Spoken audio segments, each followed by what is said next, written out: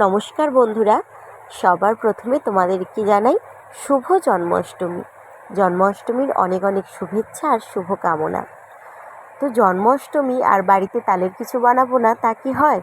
আমাদের বাড়িতে তো গোপাল নেই, আর জন্মাষ্টমী পুজোও হচ্ছে না, তো কি আর করা যাবে? তো তালের কিছু তো বানাতেই হবে। তোমাদের যাদের বাড়িতে গোপাল আছে অবশ্যই কিন্তু এই রেসিপিগুলো বানিও, দারুণ হবে, আর গোপাল কিন্তু খুব খুশি হয়ে যাবে। তো আজকে দুটো তাল দিয়ে কিন্তু দুটো রেসিপি বানাবো। আর এখানে একটা নারকেল নিয়ে নিয়েছি। তো এমনি সময় নারকেলগুলোর দাম 30 টাকা, এখন কিন্তু 40-45 টাকা করে দাম। পুজো আসলেই একটা করে, তখন প্রচুর দাম হয়ে যায় সব জিনিস। তো দেখো বন্ধুরা, আমার এখানে তালের নথ কিন্তু বার করা হয়ে গেছে, আর এখানে কিন্তু আমি নারকেলটাও কুড়ে নিয়েছি। আর আজকে পিঠের জন্য যা যা লাগবে সেইগুলোই নিয়েছি: ময়দা, সুজি, চিনি, একটু কাজু কিশমিশ। আজকে আমি মোট 2 রকম পিঠে বানাবো। যেহেতু 2 রকম পিঠেটা কিন্তু খুব বড় ভিডিও হয়ে যাবে, সেই জন্য আমি একটা একটা করে ছাড়বো। আর এখানে দেখো, আমি সকালবেলায় দুধটা গরম করে রেখেছিলাম, নাহলে কেটে যেত। তো এখন কিন্তু দুধটা পুরো ঠান্ডা হয়ে গেছে। আর এতে আছে এলাচ। তো চলো এবার আমি পিঠের জোগাড় করাটা শুরু করে দিই। এরপর একটা গামলিতে এখানে আমি 1 বাটি ময়দা নিচ্ছি। যে বাটির 1 বাটি ময়দা নিলাম, এরপর কিন্তু ময়দার মধ্যে দিয়ে দেব চিনি। তো চিনি খুব বেশি একটা লাগবে না, চিনি কিন্তু এরকম মুঠি মেরে 2 মুঠো দিলেই হবে। এরপর দিয়ে দেব সামান্য একটু লবণ। পিঠেতে লবণ না দিলেও চলে, তবু একটু দিলে ভালো হয়। এরপর আমি একটু ভালো করে মাখিয়ে নিচ্ছি। আর তোমাদের কাছে যদি গুঁড়ো দুধ থাকে অবশ্যই তোমরা গুঁড়ো দুধটা দেবে। তো গুঁড়ো দুধ নেই, সেই জন্য আর দিলাম না।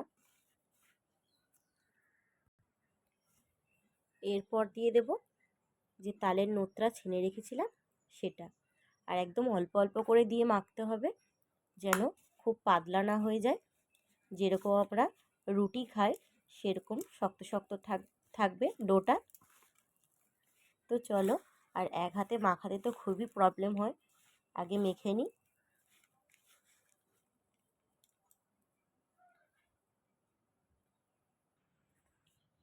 তো দেখো বন্ধুরা, আমার কিন্তু তালের এটা ডোটা মাখানো হয়ে গেছে।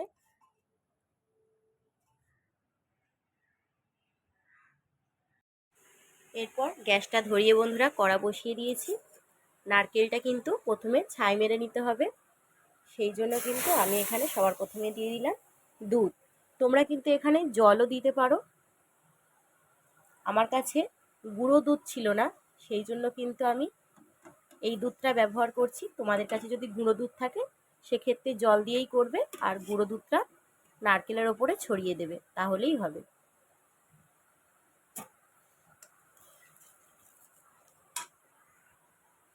এইবার দুধের মধ্যে দিয়ে দেব 1 মুঠো চিনি। চিনিটা একদম অল্পই দিলাম, তোমাদের যতটা নারকেল থাকবে সেই বুঝে দেবে।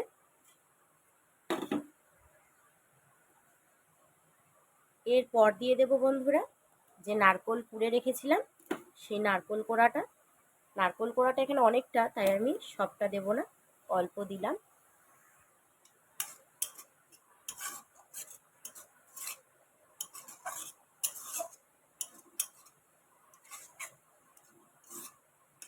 এরকম নেড়ে নেড়ে কিন্তু লাল লাল করে একটু ভেজে নিতে হবে, মানে নারকেল কোড়াটাকে কিন্তু একদম লাল করে ভাজতে হবে।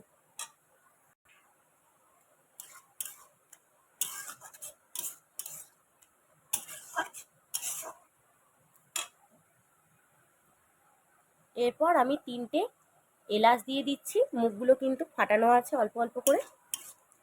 এলাচের সেন্টটা না দারুণ।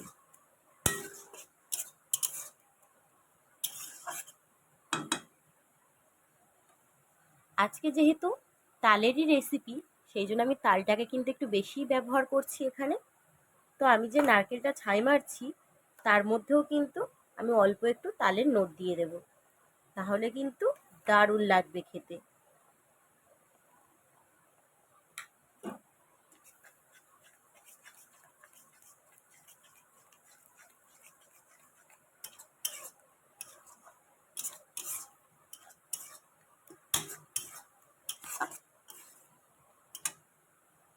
আর এখানে আমি কাজু আর কিশমিশগুলোকে দেখো একদম ছোট ছোট করে কেটে রেখেছি, এটাও দিয়ে দিলাম। এইভাবে তালের সপ্তপুরি বানালে না, উফ, যা দারুণ খেতে লাগে কি বলবো বন্ধুরা, একবার অবশ্যই এইভাবে বানিয়ে খেয়ে দেখো। যদি খারাপ হয় তাহলে বলবে, দারুণ খেতে হয়, দারুণ। ওদিকে নারকোলটা ছাই মারতে মারতে এদিকে আমি সপ্তপুরি যে করব তার লেচি কেটে নিই। চলো কেটে নিই, তারপর দেখাচ্ছি।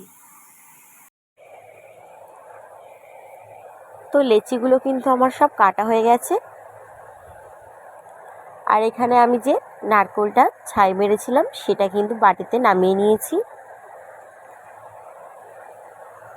এরপর কড়া পরিষ্কার করে ধুয়ে নিয়ে কড়াতে কিন্তু তেলটা গরম হতে বসিয়ে দেব।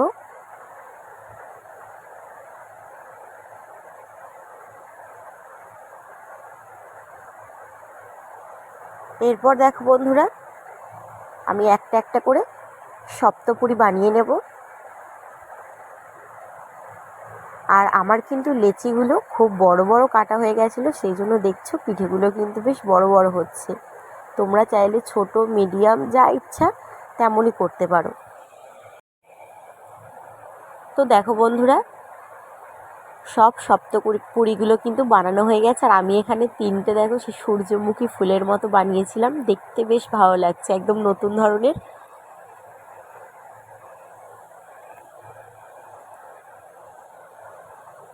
তো চলো এবার একটা একটা করে তেলে ছেড়ে ভেজে নিই। যেগুলো আগে বানিয়েছিলাম সেগুলো আগেই দেব।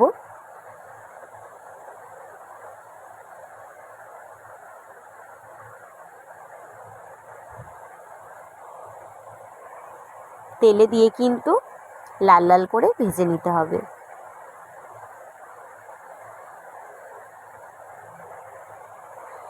এটা বানানো এত সোজা আর খেতেও অসাধারণ হয়। একবার না বানিয়ে খেলে বুঝতেই পারবে না। তবে এই কি, আমি যে সপ্তপুরিগুলো বানিয়েছি না বন্ধুরা, সত্যি কথা বলতে আমি কিন্তু ডিজাইনটা অতটাও ভালো পারিনি। আর তেলে ভাজার পর তো দেখো না, একদম বোঝাই যাচ্ছে না। তো দেখো, ওগুলো ভেজে তুলে নিয়েছি, আবার চারটে দিয়ে দিয়েছি। লাল লাল করে ভেজে কিন্তু তুলে নিতে হবে। চলো সবগুলো ভেজে নিই। সব সপ্তপুরিগুলো কিন্তু ভাজা হয়ে গেছে। আর নামটাও যেমন সুন্দর না, এগুলো খেতে কিন্তু তার থেকেও বেশি ভালো হয়। তো বাড়িতে কিন্তু অবশ্যই বন্ধুরা বানিয়ে খেও। আর যাদের বাড়িতে গোপাল আছে অবশ্যই গোপালকে বানিয়ে দিও।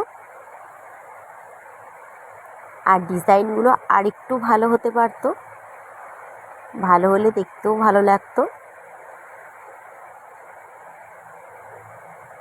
তো চলো বন্ধুরা, টাটা। আজকে ভিডিওটা এই পর্যন্ত। তোমাদের কেমন লাগলো অবশ্যই কমেন্টে জানিও।